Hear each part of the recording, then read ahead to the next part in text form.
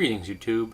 I hope that you will forgive my slightly slurred speech today. I had a filling done today, so like half my face is numb.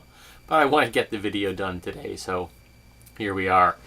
I'm about to read some data from the ACLU concerning the prisoners currently being or formerly held at the Gitmo prison in Cuba. Here we go. Number of men imprisoned at Guantanamo by the Department of Defense since the prison opened on January 11, 2002, 779. Number of men still imprisoned at the Gitmo as of January 2012, 171. Number of men still imprisoned at Gitmo after being cleared for release by the government, 89. Number of prisoners the U.S. has said it lacks evidence to prosecute but claims are too dangerous to release, 46. Amount it costs per year to imprison at Gitmo the 89 men who have been cleared for release, $70 million. Percentage of prisoners at Gitmo who were never Al-Qaeda fighters according to the government data, 92%. Number of prisoners released by the Bush administration, 532. Number of prisoners released by the Obama administration, 68. Age of the youngest prisoner held at Gitmo, 13 years old. Age of the oldest prisoner held at Gitmo, 98 years old. Number of children the U.S. has imprisoned at Gitmo, 21. Number of FBI agents who reported abusive treatment of Gitmo prisoners, more than 200. Number of prisoners tortured in CIA secret prisons overseas before transfer to Gitmo, at least 16. It could be higher. Prisoners who have died in custody, 8. The youngest death by apparent suicide at Gitmo was Yasser Talil al-Zarini, who was captured at age 16 and died at age 21. Funny, you keep someone in prison for 5 years, that they may just have some kind of a problem. Percentage of prisoners captured by American troops, 5%. Percentage of prisoners reportedly turned over to coalition forces in response to a bounty offer, 86%, because nothing says really good info like a bounty. Amount offered by the U.S. to Pakistanis and Afghani villagers to turn someone in. Millions of dollars, enough money to take care of your family, your village, your tribe for the rest of your life.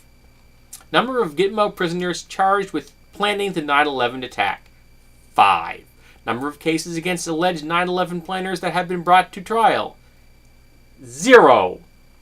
Number of terrorist suspects prosecuted in federal court since 9/11, more than 400. Number of Gitmo prisoners convicted by controversial military commissions, 6.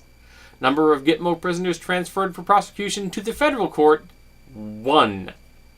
Number of military prosecutors who resigned or requested reassignment as of September 2008 because of the concerns that the Gitmo military commissions were unjust, 7. Amount spent to run the Gitmo military commissions in 2011, $12 million. Now, the most disturbing thing about this are the 46 men being held that fall into the category number of prisoners the U.S. has said it lacks evidence to prosecute, but claims are too dangerous to release. Now, if you don't have enough evidence to prosecute someone, you don't have enough evidence to decide if they're dangerous. And if you have enough evidence to decide that they are actually dangerous, then you have enough evidence to prosecute them. There's not a sliding scale. You don't get to say, well, we have enough evidence to keep them in prison forever, but we don't have enough evidence to actually have a trial. No. That's what third world dictators do. That isn't what civilized nations that live by the rule of law do. Now, I'm disgusted by the Bush administration for starting this mess, but I'm equally disgusted by the Obama administration for continuing to help it hobble along its immoral and unethical path. Okay? None of these people should have been brought to the United States or to our offshore prison, seeing as only 5% of them were caught by U.S. troops, and the rest were handed over to us for lots and lots of money. Now, if they're POWs, you treat them like POWs, and you give them the rights afforded to them by the Geneva Convention. And if they're not POWs, then you treat them as civilians, and you charge them, you try them. If they're found guilty, you incarcerate them. You don't just put them in a prison and leave them there forever. That isn't how civilized people function. That is how third world nations work. And that's exactly what conservatives in America are turning our country into. A third world nation. And it sickens me. So yeah, I'm a little upset about this one. And we wonder why the United States has a poor view in the world. Why opinions are against our nation. Right here, folks. The data I'm going to link. That's why people think badly about us. Because we've turned ourselves into a third world dictatorship. Well, it's time to change it. It's time to start acting like a civilized nation.